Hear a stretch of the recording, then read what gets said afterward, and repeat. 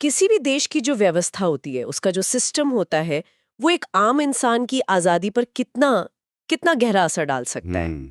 आज हमारे पास डॉक्टर भीमराव अंबेडकर के विचारों पर आधारित एक बहुत ही दिलचस्प विश्लेषण है। हम्म। हम ये समझने की कोशिश करेंगे कि संघवाद यानी फेडरेशन और एक व्यक्ति की स्वतंत्रता यानी फ्रीडम, इनके बीच आखिर रिश्ता क्या है। बिल्कुल। और ये सिर्फ कोई आप कह सकते हैं किताबी या राजनीतिक बहस नहीं है। नहीं। ये इस सवाल का जवाब ढूंढने की कोशिश है कि भारत जैसे इतने बड़े और विविध देश के लिए आज़ादी के असली मायने क्या हैं। हम्म। और यहीं पर बाबा साहेब का नजरिया सबसे अलग और मैं कहूँगा क्रांतिकारी हो जाता है। कैसे? उनके लिए असली आज़ादी अंग्रेजों से मिली राजनीतिक आज़ादी पर खत्म नहीं होती थी, बल्कि वो तो वहां से शुरू होती थी। असली आज़ादी थी सामाजिक गुलामी से आज़ादी। हम्म। और इसी एक सोच ने उनके हर राजनीतिक विचार को आकार दिया। ठीक है, तो चलिए इसे परत दर परत खोलते हैं। हम्म। सबसे पहले तो ये संघरात या फेडरेशन, हम्म। ये है क्या? हम्म। हमारे स्रोत में इसे समझाने के लिए एक बड़े संयुक्त परिवार का उदाहरण दिया गया है। एक मुखिया है यानी केंद्र सरकार, सही। और परिवार के बाकी सदस्य हैं यानी राज्य सरकारें, जिन्हें अपने अपने घर के फैसले लेने की आजादी है। सुनने में तो ये बड़ा आदर्श लगता है। हाँ, बिल्कुल लगता है सब मिलजुल कर रहें, सबको अपनी आज़ादी मिले। तो फिर बाबा साहब को इस इतनी खूबसूरत तस्वीर में ऐसी क्या गड़बड़ दिख रही थी? यही तो सबसे दिलचस्प सवाल है। देखिए, बाबा साहब को केंद्र और राज्यों के बीच सत्ता के बंटवारे से मतलब थियोरेटिकली कोई दिक्कत नहीं थी। अच्छा। उनका डर भारत की जमीनी हकीकत से पैदा हुआ था। वो ये जानते थे कि भारत का समाज सिर्फ राज्यों की सीमाओं में नहीं बटा है, बल्कि वो हजारों साल पुरानी बेहद क्रूर जाति व्यवस्था की गहरी खाइयों में बटा हुआ है। और ये कोई पढ़ी पढ़ाई बात नहीं थी, उनका अपना भोगा हुआ सच था। बिल्कुल कम।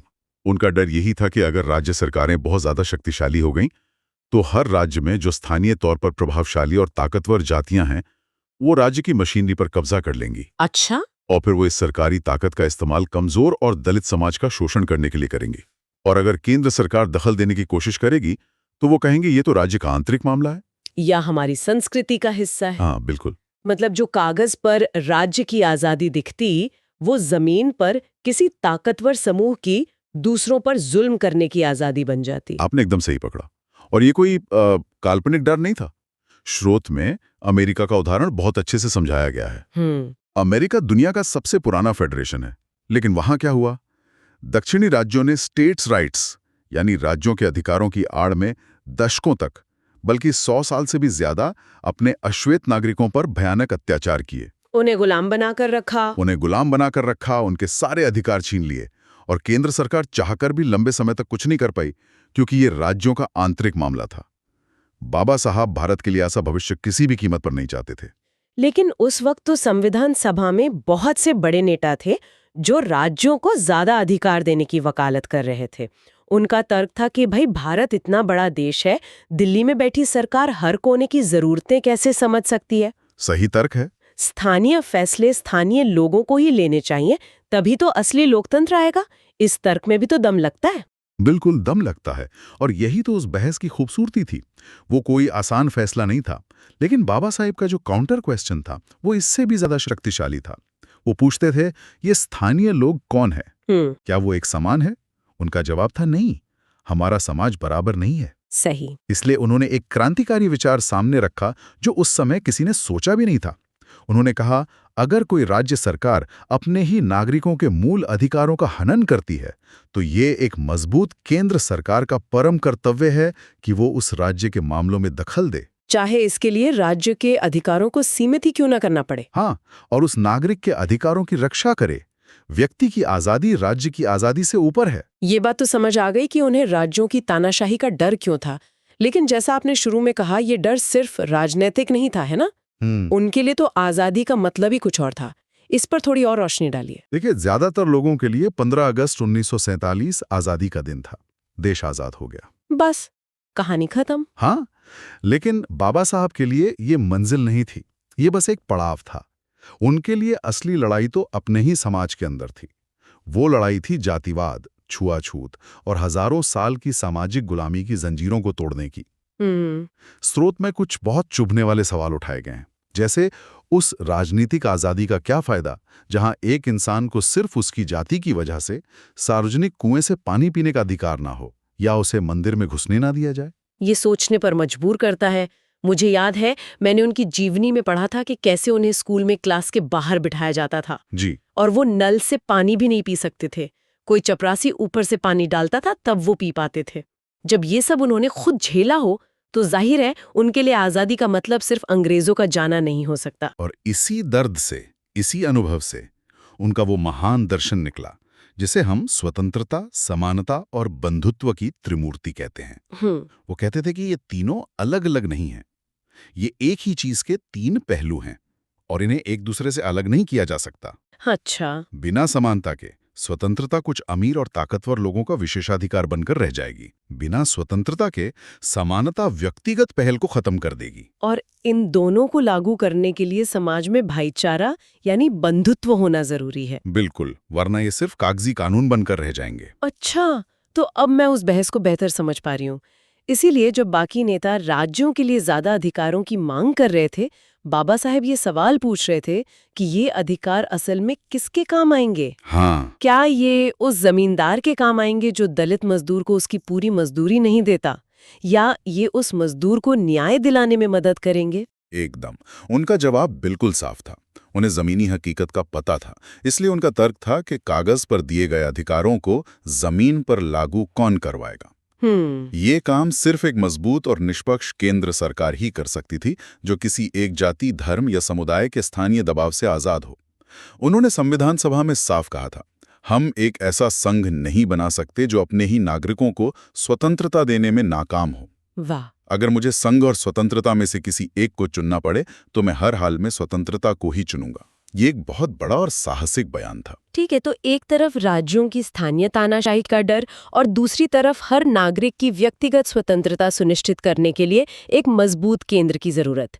इन दोनों विरोधी लगने वाली बातों के बीच का रास्ता कैसे निकाला गया? तो इसका समाधान था भारतीय संघवाद का एक अनोखा मॉडल तैयार करना। एक ऐसा मॉडल जो दुनिया में कहीं नहीं था।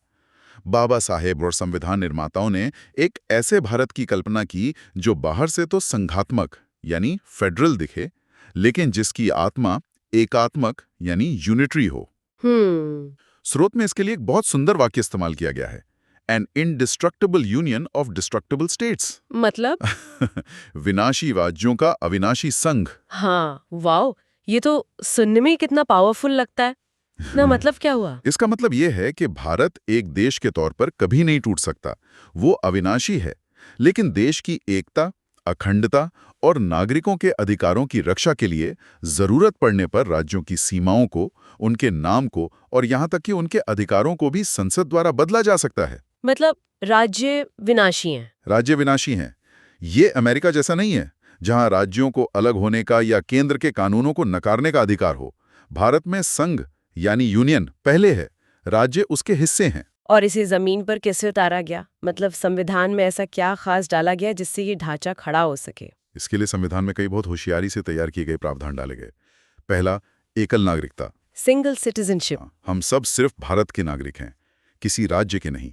आप उत्तर प्रदेश या तमिलनाडु के नागरिक नहीं हैं, आप वहां के निवासी हो सकते हैं। हमारी पहचान पहले और आखिर में भारतीय है। बिल्कुल।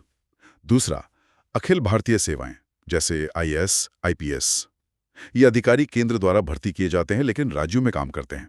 ये देश को एक प्रशासनिक धागे में पिरोते हैं। और तीसरा, जो सबसे ज्यादा विवादास्पद भी रहा, वो थे आपातकाल के प्रावधान। आप अनुच्छेद 356 की बात कर रहे हैं ना? जी। जिसके तहत केंद्र किसी राज्य सरकार को बर्खास्त कर सकता है। लेकिन ये तो बहुत विवादित रहा है।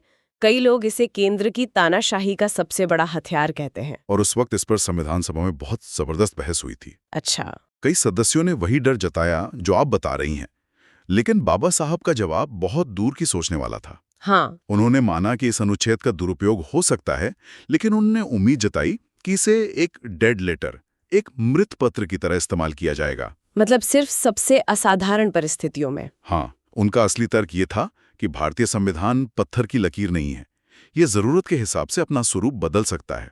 सामान्य समय में ये एक संघात्मक व्यवस्था की तरह काम करेगा, जहां केंद्र और राज्य मिलकर काम करेंगे। लेकिन जैसे ही देश पर कोई बड़ा संकट आए, चाहे वो भारी हमला हो या आंतरिक गड़बड़ी, ये संविधान बिना किसी संशोधन के तुरंत एकात्मक बन सकता है, ताकि केंद्र पूरे देश की ताकत के साथ उस संकट का सामना कर सके। ये हमारे संविधान की सबसे बड़ी ताकतों में से एक है। चलिए ये बात मान ली कि राज्यों पर लगाम कसने के लिए केंद्र को मजबूत बनाया गया, लेकिन वो कहते हैं ना, power corrupts. And absolute power corrupts absolutely. हाँ, अगर कल को केंद्र सरकार ही तानाशाह बन जाए तो उससे हमें कौन बचाएगा? ये तो और भी बड़ा खतरा है। और यही वो सवाल है जो हमारे संविधान निर्माताओं की बुद्धिमत्ता को दिखाता है। उन्होंने इस खतरे को भी पहचाना और उसका इलाज भी संविधान में ही लिख दिया। कहाँ? इसका हल है भारतीय संविधान के भाग 3 में, यानी मौलिक अधिकारों, फंडामेंटल राइट्स में। बाबा साहब ने यह महसूस किया कि असली मालिक न तो केंद्र सरकार है और न ही राज्य सरकार। असली मालिक तो भारत की जनता है। बिल्कुल।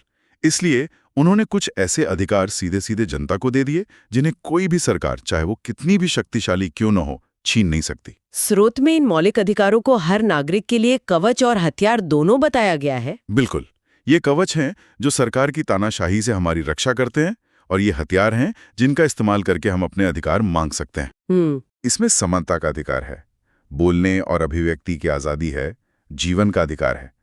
लेकिन इन सब में सबसे महत्वपूर्ण वो अधिकार है जिसे बाबा साहब ने संविधान की आत्मा और हृदय कहा था। अनुच्छेद 32, संवैधानिक उपचारों का अधिकार। एकदम। एक मिनट, इस पर थोड़ा रुकते हैं। संविधान की आत्मा और हृदय, ये बहुत बड़ी बात है। मतलब एक अकेला नागरिक अगर उसे लगता है कि सरकार उसके मौलिक अधिकारों का हनन कर रही है, तो वो सीधे देश की सबसे बड़ी अदालत सुप्रीम कोर्ट का दरवाजा खटखटा सकता है। हाँ, उस जमाने में ये कितना क्रांतिकारी ख्याल रहा होगा। अकल्पनीय था। जरा सोचिए, एक तरफ सरकार की पूरी मशीनरी, उसकी पुलिस, उसकी ताकत, और दूसरी तरफ एक अकेला आम इंसान। अनुच्छेद 32 उस अकेले इंसान को सरकार के बराबर लाके खड़ा कर देता है। ये वो सुरक्षा वॉल्व है जो लोकतंत्र को तानाशाही बनने से रोकता है। तो इस तरह से उन्होंने एक कमाल का संतुलन बनाया। केंद्र राज्यों पर नजर रखता है, राज्य केंद्र की शक्तियों को चुनौती देते हैं। और इन दोनों के ऊपर एक स्वतंत्र न्यायपालिका बैठी है। हाँ। जो इस बात की पहल